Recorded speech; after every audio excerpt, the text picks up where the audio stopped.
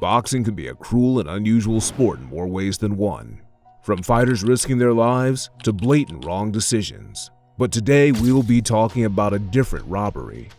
Sometimes the fans can be robbed of great matchups.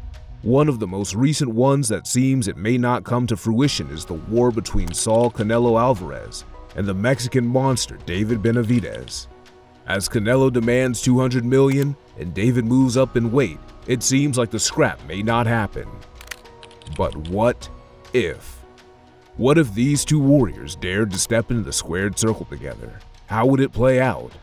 Hello fight fans, and welcome back to another Squared Circle TV video. Follow us as we take a deep dive into Canelo Alvarez versus David Benavidez. Without further ado, let's get into it. David Benavidez's record stands at a perfect 28-0, with 24 of those opponents unable to see the final bell. He's coming off the back of a great 2023 after stepping in the ring with two highly skilled operators in the 168-pound division in Demetrius Andrade and Caleb Plant. It's fair to say that Benavidez has been chasing Canelo down for years, but the Mexican believes him to be unworthy of the title shot. So the Benavidez decided to go against a former foe of Canelo, a man named Caleb Plant, to heap more pressure on him.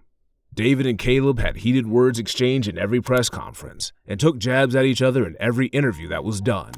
There was no love lost between the two, and this was certainly on display come fight night, as a bloody affair would take place on March 25th. One another's ability inside that ring. Heavyweight championship, total punches landed, thrown through two. Get out of there, do not fight on the ropes. Miguel throughout the first 3 rounds withstood these middle rounds, and there's that left hook. Plant, and that big.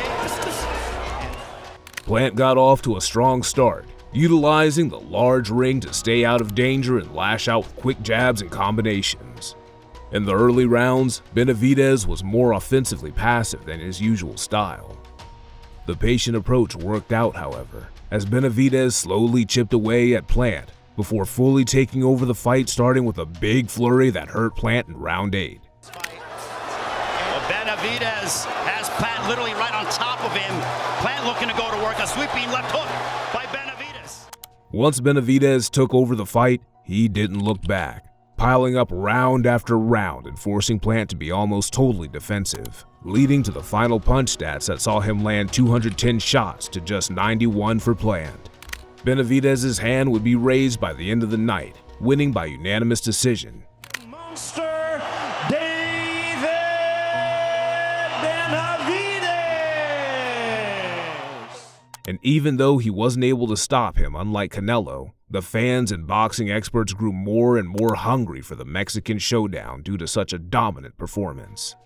After a few months out, David was back at it again, strategically picking an opponent with ties to Canelo. Demetrius "Boo Boo" Andrade was also chasing the Mexican king for years, but was unable to secure the fight as Canelo was tied up collecting all his straps. Boo Boo was an undefeated fighter with a solid name and a deep amateur pedigree, which made most avoid him in the super middleweight division. Nevertheless, it seemed Benavidez fears no man and was up to the task. Just like the previous fight, his opponent was able to get off to a good start. Astounds me is how he makes, and they end with the flurry. But once David warms up to the fight, there's not many that are able to last without taking severe punishment. Big right hand, and down goes Andrade. He took over the fight after the 3rd round and teed off on Andrade, which means he was able to put him down in the 4th with a vicious right hand. David would win by TKO in the 6th round, putting a complete beat down on Demetrius because the ref wanted to see no more. Performance by David Benavidez to come out and absolutely steamroll Demetrius. David Benavidez is a great fighter with a fan-friendly style, but most fighters know the risk when stepping up to the plate with him. Due to the constant pressure and damage he puts on his opponents, sometimes fighters leave a bit of themselves in the ring when facing him, which is one of the reasons why a lot of fighters don't want to see him. Canelo Alvarez has been the king of the super middleweight division and arguably the face of boxing for some time now. His resume in the sport of boxing is unmatched with any current warrior in the sport. He could retire tomorrow and easily be a first-ballot Hall of Famer, but he refuses to slow. In fact, he's one of the most active champions in boxing today.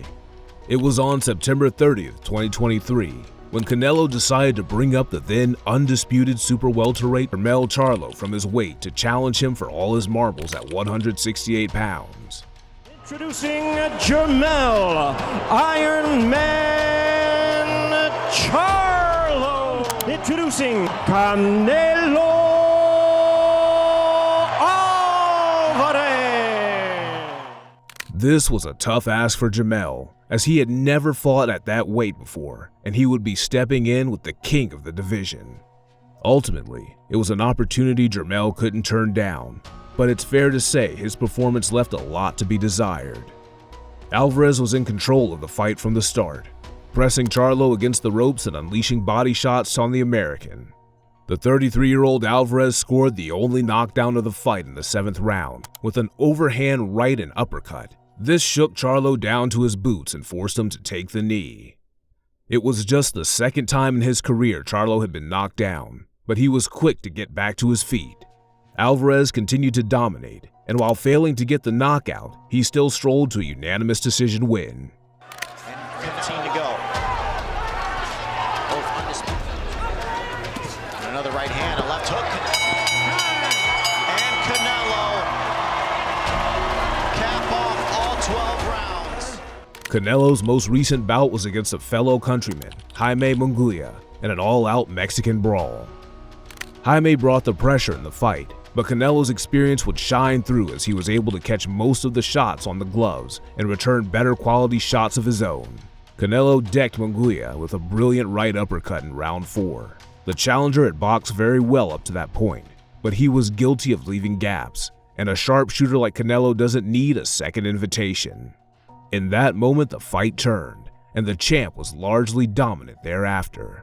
Unable to get the stoppage, Alvarez would get another unanimous decision win in his best performance for quite a while. Champion of the world, Saul Canelo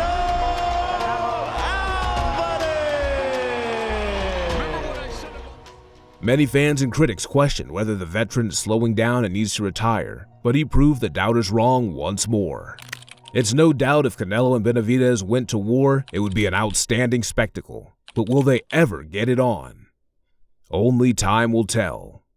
With the both of them being Mexican and taking into consideration the style clash, there's only one thing that is promised from the fight, and that is pure violence for however long it lasts. The business of boxing could be so ruthless and has gotten in the way of many great fights being made. Hopefully, the boxing gods answer our prayers and bring this one to fruition. Do you believe we will ever get this scrap? Leave in the comments below how you think it will play out. Also, don't forget to like and subscribe. Turn on post notifications so you don't miss another video just like this one. See you in the next one.